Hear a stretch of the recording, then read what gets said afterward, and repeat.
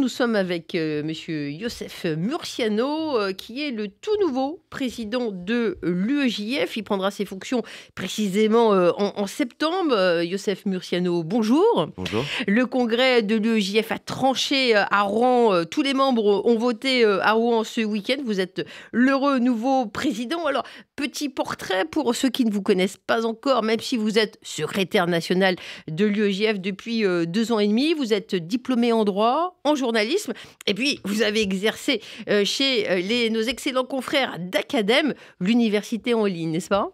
C'est ça, et c'était une expérience très formateur, et donc je profite d'être invité ce matin pour remercier l'équipe d'Academ et le FSJU de façon plus générale de m'avoir offert ma première expérience professionnelle. Très bien. Et alors, quelles sont les motions d'orientation qui ont été votées pour le mandat à venir à l'UEJF ?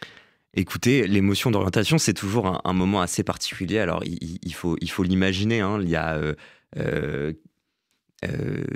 une nuit entière de discussion, mais vraiment une nuit qui se termine vers 7h du matin, où tout est débattu, tout est remis en question. Alors, évidemment, le lien de l'UEJF avec Israël, la vie de l'UEJF, la vie de l'Union, comment on se place vis-à-vis de son identité juive, qu'elle veut dire être juif dans la cité aujourd'hui, etc. Tout ça est remis en question. Évidemment, les questions politiques.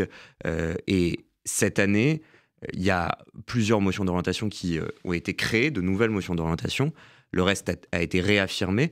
Mais on peut imaginer quand même la peur des étudiants face à la montée au pouvoir du Rassemblement national qui a été actée, écrite, votée à l'unanimité, mais également la peur de donner des responsabilités à la France insoumise. Et voilà, c'est ce genre de motion-là, évidemment, le travail de mémoire qui nous incombe maintenant suite au massacre, aux attaques du 7 octobre, une nouvelle forme de mémoire que l'UEJF s'est attaché à inscrire sur le papier pour la faire perdurer. La lutte contre le racisme et l'antisémitisme, plus nécessaire que jamais, vous allez la poursuivre dans la continuité du mandat de Samuel Lejoyeux, l'actuel président de l'UEJF, qui a fait un travail remarquable. Ah oui, bien sûr, on a été... Samuel a été au devant de tous les dangers, il a frappé tous nos ennemis, franchement c'est assez impressionnant, on se rappelle des images, etc. Enfin, c'est vraiment dans cette continuité-là, dans un combat contre l'antisémitisme, contre le racisme, un combat fier, un combat sûr de soi, voilà, c'est ça qu'il faut continuer.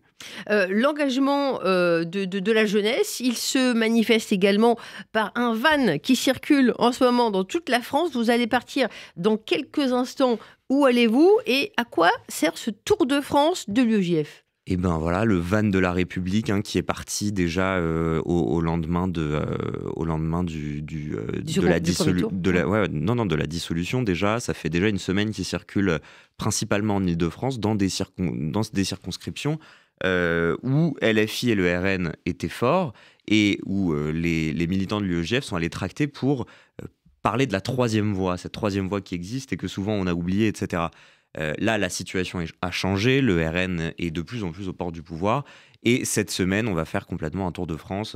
Là, ils m'attendent en bas, on va à Pithiviers, puis à Bourges, puis à Châtillon-sur-Seine, à Beaune. Enfin voilà, je les ai notés parce que c'est quand même important. On termine l'interview, effectivement, si vous le voulez bien. D'abord, vous me le disiez en préparant, ce qui frappe, c'est le passage même au premier tour, la victoire des éléments les plus extrémistes. On a vu Daniel Obono, Émeric Caron, et les jeunes vous en parlent.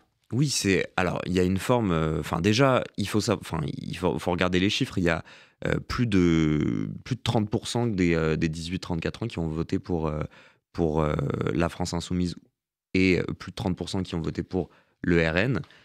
Il y a une prime à la radicalité. Et le fait de ce passage-là au premier tour, cette... validation de la radicalité d'Émeric Caron, de Logu, de Sébastien de Logu aussi... qui a tweeté dans la foulée je vais retourner avec mon drapeau à l'Assemblée. Voilà, cette prime à la radicalité, elle est inquiétante. Et c'est pour ça que la jeunesse à l'UEJF se mobilise. Ces derniers mois, les manifestations, l'occupation de Sciences Po avait marqué les esprits. On s'est rendu compte de l'emprise dans les établissements de l'enseignement supérieur par des mouvements parfois instrumentalisé par LFI. Et là, votre action a été ferme. Est-ce que à la rentrée, on peut s'attendre à ce que la direction de Sciences Po agisse? Et est-ce que, vous me le disiez, des étudiants devaient au moment de Parcoursup faire leur choix? Ça leur a posé question. Évidemment, il y a une concordance des temps qui est assez terrible en réalité parce que le plus haut de la mobilisation pro-palestinienne dans les universités, le moment où elle était la plus radicale, où elle frisait le plus avec l'antisémitisme, c'était le moment où les étudiants, enfin les élèves qui passent le bac en ce moment, étaient en train de signer leurs vœux sur Parcoursup. Forcément, ça pose question. Je les imaginais s'asseoir avec leurs parents et réfléchir. Est-ce que je vais à Sciences Po ou je vais pas à Sciences Po si j'en ai les capacités? Est-ce que je vais à Nanterre ou je vais pas à Nanterre? Est-ce que je vais à Paris 8 ou je vais pas à Paris 8? Toutes ces questions-là, ils se sont posées. Ça fait déjà 20 ans que l'UEJF, que pas mal d'organisations alertent sur la fuite des élèves de certains lycées. Le challenge de l'année prochaine, c'est de faire en sorte que les étudiants juifs ne fuient pas certaines universités par peur de se retrouver face à une mobilisation pro-palestinienne trop dure à gérer au quotidien. Ces manifestations sporadiques en vérité, mais qui ont beaucoup occupé le terrain médiatique à l'entrée de Sciences Po, vous me disiez c'est en relation avec l'échange d'étudiants américains venus de Columbia. Est-ce que là, c'est un sujet à suivre de près? Parce que c'est bien d'importer plein de choses des États-Unis, mais finalement, ces manifestations antisémites, c'est peut-être pas la meilleure chose. Déjà, il se trouve qu'il faut s'arrêter sur quelque chose. Là, on a l'opportunité, avec le temps qui est passé, de faire un pas de côté, de regarder la big picture de ce qui s'est passé ces derniers mois dans les universités. Il se trouve que face à certaines mobilisations que la France a pu connaître, les universités les plus classiques n'ont pas été vraiment contaminées par cette vague de mobilisation, la deuxième vague de mobilisation dont Sciences Po, l'ENS, etc. ont été touchés. Et voilà, donc on peut imaginer que ces différents éléments, ces élèves, ces étudiants qui sont en échange, qui viennent des États-Unis et qui importent leur manière de protester, où la liberté d'expression est complètement totale aux États-Unis, on peut tout dire, où la prime à la radicalité dont on parlait tout à l'heure est encore plus forte, etc. Peut-être que c'est aussi de leur fait cette mobilisation à Sciences Po. Et l'année prochaine, j'espère, je compte sur l'administration de Sciences Po pour gérer. Si je peux dire quelque chose, à l'ENS, avant cette mobilisation, il n'y avait pas de section de l'UEJF. Depuis, il y en a une. Et voilà, c'est un signe. À Paris 8, pareil. L'année dernière, en début d'année, en septembre 2023, il n'y avait pas de section à Paris 8. Aujourd'hui, il y en a une.